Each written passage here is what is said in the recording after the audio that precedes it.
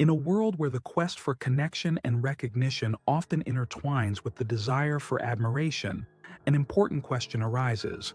Why, even after giving so much of ourselves, do we sometimes face rejection in personal relationships? From the perspective of Stoic philosophy, there's another way to view this challenge. Picture a scenario where your satisfaction and self-esteem are not reliant on the approval or acknowledgement of others. Philosophers like Seneca and Epictetus offer a profound insight. It's not rejection itself that affects us, but rather how we choose to respond to it. Seneca taught that what happens to us matters far less than our reactions to those events. This perspective suggests that overcoming the sting of rejection lies entirely within us. Thus, this message is for all the individuals, like knights on a quest for love, who feel lost and defeated when their efforts seem to yield nothing in return. The Stoic approach to relationships. First and foremost, Stoicism advises against insisting on relationships, particularly romantic ones. From a Stoic point of view, persistence in pursuing someone who isn't reciprocating can be interpreted as a lack of self-discipline and a misunderstanding of what is truly meaningful in life. The great Stoic philosophers, such as Epictetus and Marcus Aurelius, emphasize that striving to win someone's love not only demonstrates an unhealthy dependency on the recognition of others, but is also ultimately futile. In his work, The Enchiridion, Epictetus teaches us to differentiate between what is within our control and what is not. The emotions and actions of other people are beyond our power. By insisting on a relationship, we violate this fundamental Stoic principle, placing ourselves in a position of emotional vulnerability, where our happiness and self-worth hinge on the reactions of others. Marcus Aurelius, in his Meditations, underscores the importance of inner strength and self-sufficiency. When we insist on pursuing a relationship, we exhibit a lack of these qualities, becoming prisoners of our emotions, far removed from the true values of Stoicism. From this perspective, the solution doesn't lie in persistence, but in cultivating inner fortitude and self-acceptance. By achieving this, not only do we become more attractive as individuals, but we also develop greater emotional resilience, freeing ourselves from the shackles of others' opinions. The futility of material gifts. Another misconception that Stoicism helps dismantle is the belief that material gifts are an effective way to win affection or recognition. In Stoic thought, true attraction and respect are not purchased through material goods, but earned through character and personal integrity. Stoic philosophers like Seneca and Marcus Aurelius repeatedly highlighted the dangers of seeking approval or happiness in external things like wealth or gifts. Seneca, in his Letters to Lucilius, warns of the perils of looking for validation through external elements. He argues that true happiness and dignity come from living virtuously and sincerely, rather than trying to win people over with material possessions. Operating under the assumption that our worth is tied to what we can give or buy contradicts Stoic doctrine, which advocates finding inner value that is independent of others' perceptions. As Marcus Aurelius puts it in Meditations, the happiness of your life depends upon the quality of your thoughts. Material gifts are not a substitute for genuine connection. Stoicism advises that we cultivate internal virtues rather than relying on the external trappings of wealth to secure affection or approval. Chirsi, avoiding flattery. Flattery, used as a means to gain affection or recognition, is another misguided tactic that Stoics advise against. It lacks authenticity and can be detrimental to forming deep, meaningful relationships. Stoic philosophers like Epictetus and Marcus Aurelius teach that virtue and self-respect should not be based on the opinions of others. Rather than seeking validation through flattery, Stoics encourage us to be truthful, sincere, and grounded in our own integrity. Flattering someone to gain their approval is, at its core, an act of dishonesty. It reflects a dependency on external validation and, from the Stoic perspective, a lack of self-respect. Marcus Aurelius emphasizes the importance of being genuine in all our interactions, offering compliments that are sincere and avoiding behavior that contradicts our principles. Using flattery as a strategy for attraction undermines our confidence and leads to emotional dependency, something the Stoics warn against. True strength and attractiveness, according to Stoicism, come from developing a solid character, emotional self-sufficiency, and harmony with oneself. Instead of relying on flattery to gain favor, Stoics encourage the cultivation of qualities like wisdom, temperance, and justice, which are far more deserving of respect in the long run. The dangers of idealization. Idealizing someone, especially in a romantic context, is something the Stoics view with caution.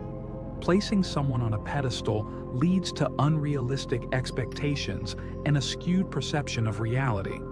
Idealization can be seen as a form of emotional enslavement, where we lose control over our thoughts and become disconnected from reality, allowing illusions to guide our decisions.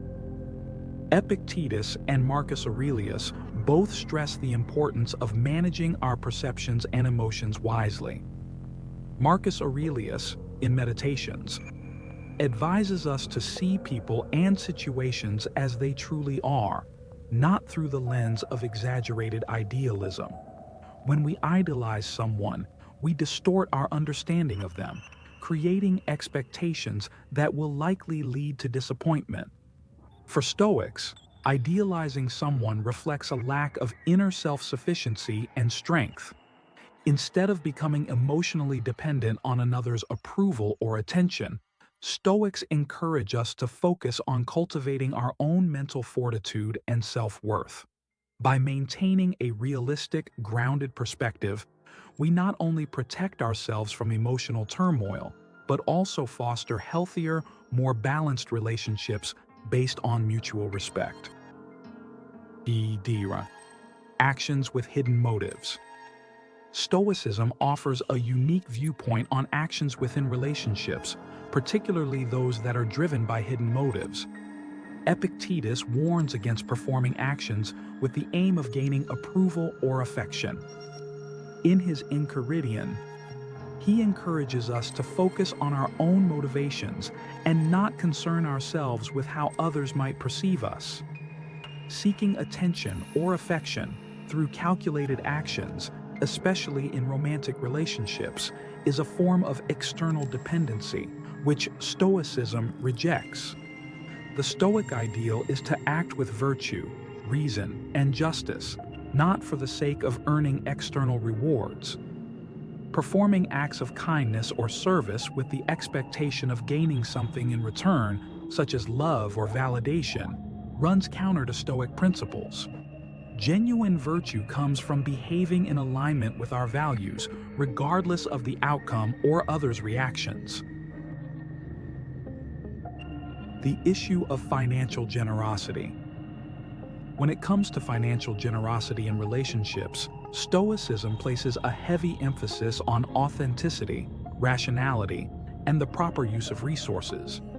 Stoic philosophers like Epictetus and Marcus Aurelius teach that our decisions should be rooted in virtue and wisdom, not in a desire to buy affection or approval.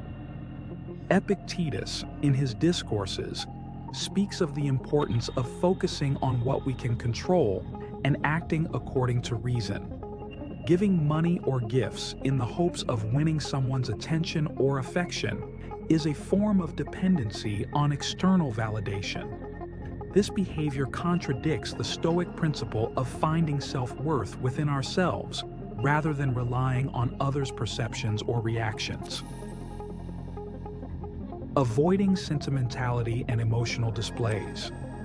Contrary to the popular belief that vulnerability and emotional expression are always attractive, Stoicism encourages a more measured approach to emotions. Stoics teach that managing emotions, rather than being ruled by them, is a sign of true strength. The idea that showing sensitivity is inherently unattractive is a misconception. Stoicism doesn't advocate for the suppression of emotions, but for their rational management.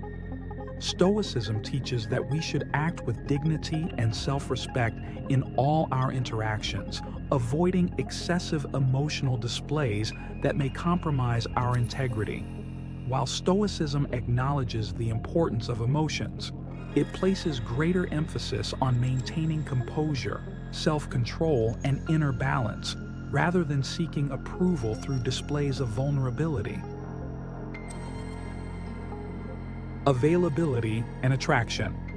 Being constantly available to someone, especially in romantic relationships, can result in being perceived as lacking character or options.